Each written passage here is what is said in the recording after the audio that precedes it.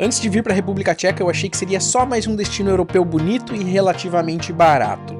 Mas eu descobri coisas que mudaram completamente a minha experiência aqui, desde que a moeda não é o euro até diferenças culturais que ninguém comenta. Então, nesse vídeo, eu vou te contar tudo o que eu gostaria de ter sabido antes de viajar para cá.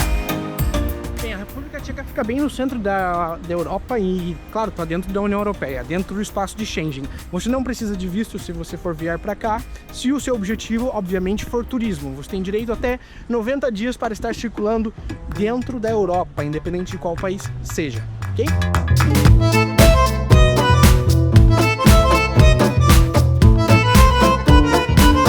Tomadas utilizadas aqui na República Tcheca tem esse formato aqui. Se você já viajou pela Europa ou está viajando pela Europa, você vai utilizar o mesmo formato praticamente da Europa inteira. Além disso, vários lugares já te oferecem a possibilidade desses carregadores de superfície e para colocar aqui em cima o telefone. Não existe exatamente um consenso para saber se a República Tcheca se encontra no leste europeu ou na Europa Central. Isso depende muito da fonte. Na prática, se pensamos do ponto de vista geográfico, a República Tcheca sim está no centro da Europa aproximadamente, mas do ponto de vista cultural, principalmente devido às influências da União Soviética, do comunismo, talvez a cultura tcheca seja mais aproximada à cultura do leste europeu.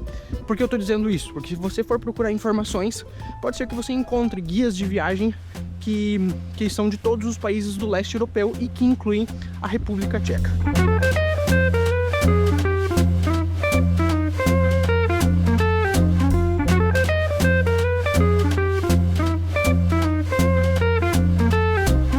Estando na União Europeia, a República Tcheca ainda utiliza uma moeda própria. A moeda utilizada aqui é a coroa tcheca.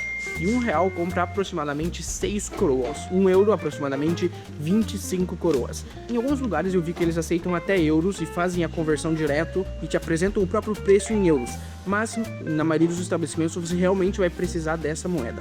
A minha recomendação é que se você estiver fazendo uma viagem aqui pela Europa, que você traga os seus euros e troque aqui. E as notas são bem bonitonas. Para quem gosta de coleção de moedas, pois essa é a oportunidade de ter mais uma aí na coleção. Na prática você quase não vai utilizar as moedas e vai usar muito mais as notas, porque as cifras são um pouco elevadas.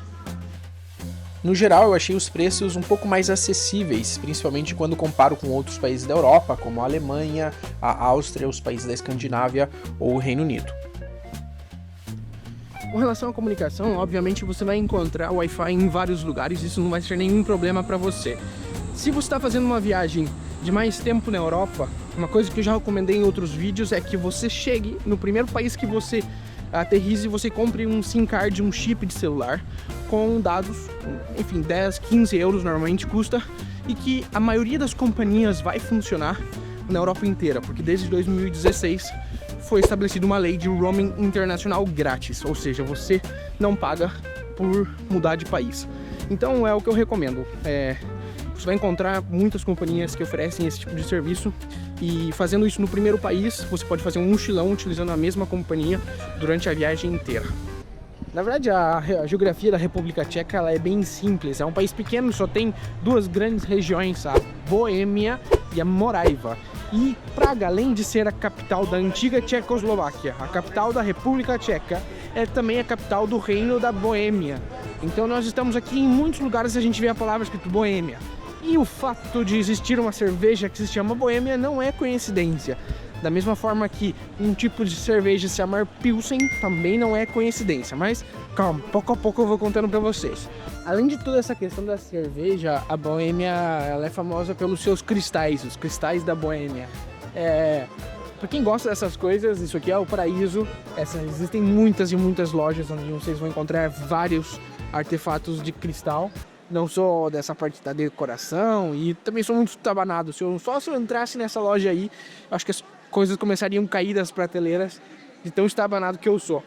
Então tô aqui de fora mesmo gravando para mostrar para vocês. Mas enfim, para quem gosta dessas coisas, fica aí a dica. Tem muito disso, parte aí da atração turística também.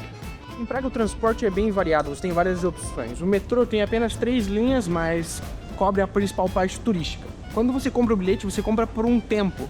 E antes de entrar realmente na estação, você marca o bilhete numa maquininha, ele vai colocar a hora e você tem que cumprir o tempo do bilhete que você comprou. É assim que funciona. Pode ser que durante a viagem ninguém nem confira os seus bilhetes, mas não vai querer dar uma despertinho porque a multa é cara. Quem gosta bastante de cerveja, realmente a República Tcheca é um paraíso, né? A Boêmia, vamos dizer assim, é a região das cervejas, aí várias cervejas saíram daqui. Pilsen, um tipo de cerveja Pilsen, tem esse nome porque existe uma cidade aqui na República Tcheca que se chama Pilsen. Inclusive a gente vai passar por lá num dos próximos capítulos. Além da Pilsen, existe um outro tipo de cerveja que no mundo inteiro é conhecida pela marca Budweiser.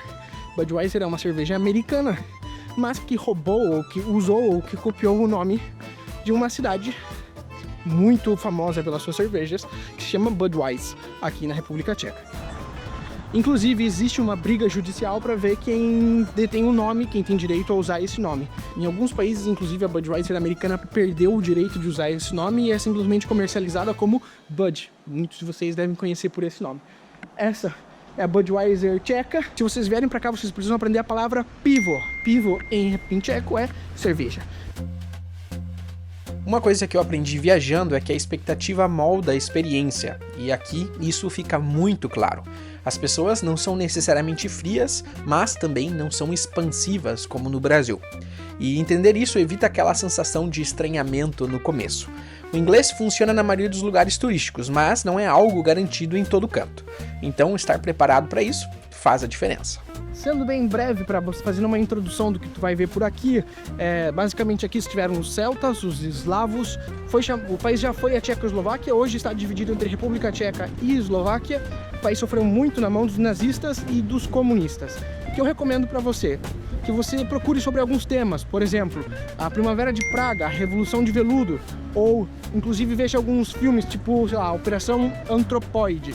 Certamente isso vai te ajudar a entrar no contexto e entender melhor o que você vai ver por aqui.